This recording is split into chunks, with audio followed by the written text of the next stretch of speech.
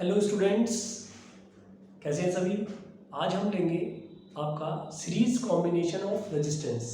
Okay, now we will move on the topic series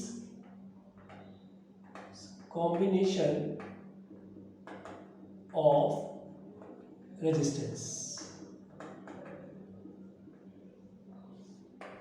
देखिए, सबसे पहले मैं ये बात करूंगा कि रेजिस्टेंस की जरूरत क्यों पड़ गई सीरीज में लगाने के लिए या पैरेलल में लगाने के लिए।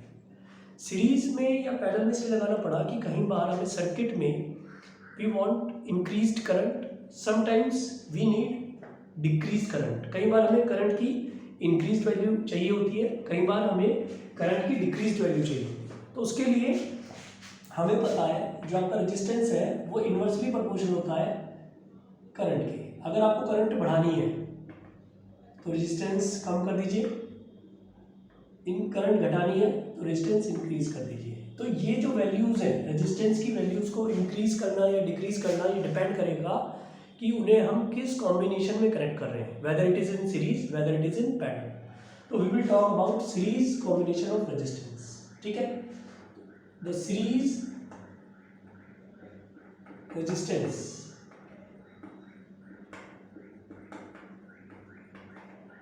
combination is that in which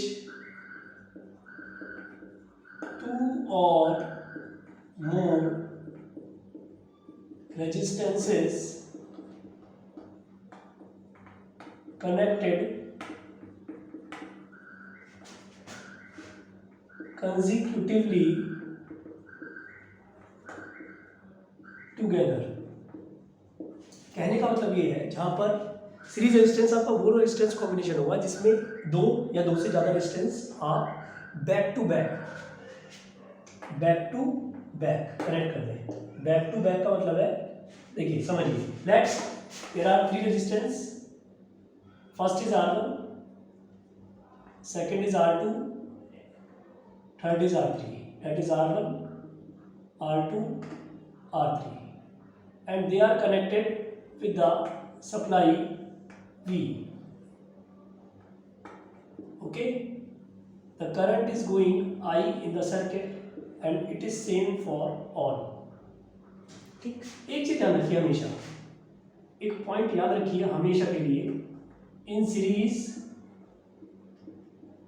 current remains same, voltage is different.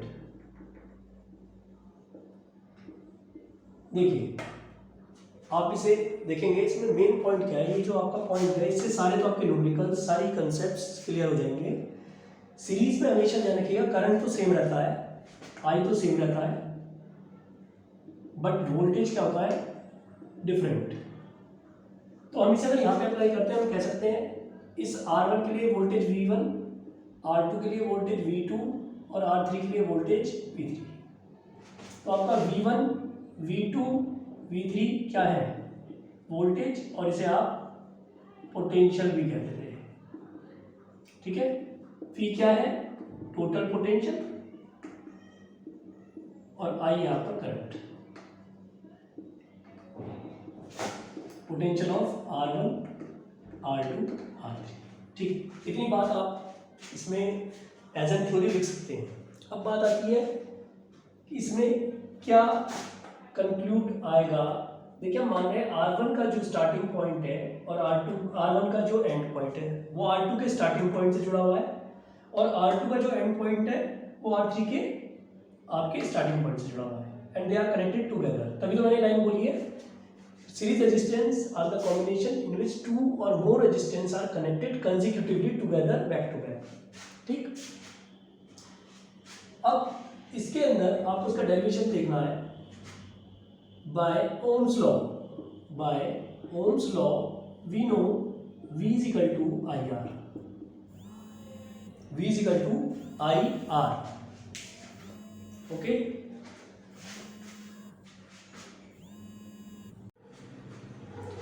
V is equal to IR. So we can say V is equal to V1 plus V2 plus V3. The total voltage is equal to the individual voltages V1 plus V2 plus V3. By Ohm's law, for V1 I can say IR1, for V2 IR2, for V3 IR3. आप ये कह सकते हैं sir यहाँ पे I1 क्यों नहीं लिया, I2 क्यों नहीं लिया, I3 क्यों नहीं लिया? Because I have said earlier the current is same. Then I1, I2, I3 कुछ नहीं है, केवल एक I है. सब में करंट क्या जाएगी, सेम जाएगी.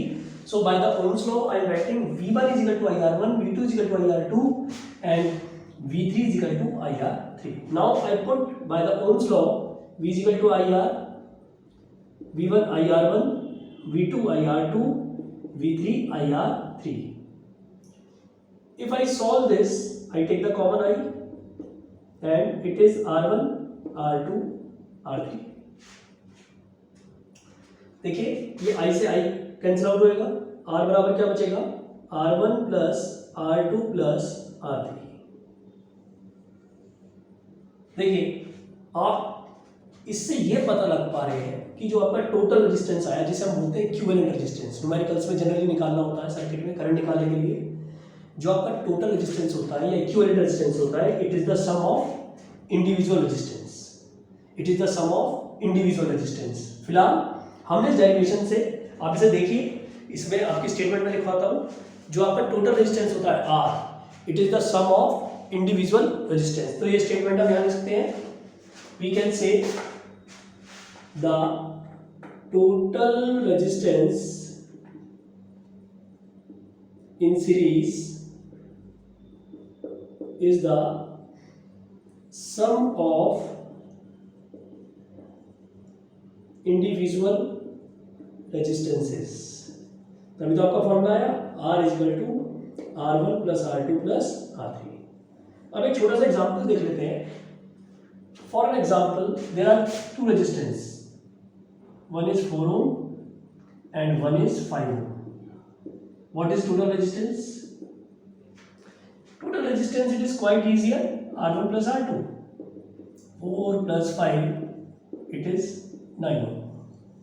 So if there is two and more or number of resistance are connected consecutively together back to back, they are called series, and the total resistance R in the series is the sum of individual resistance R1, R2 and so on. ठीक है, तो आप इस पे focus कीजिए, इस पे based on problems लेंगे और हम पैरेलल कॉम्बिनेशन लेंगे. ठीक है स्टूडेंट्स, ओके.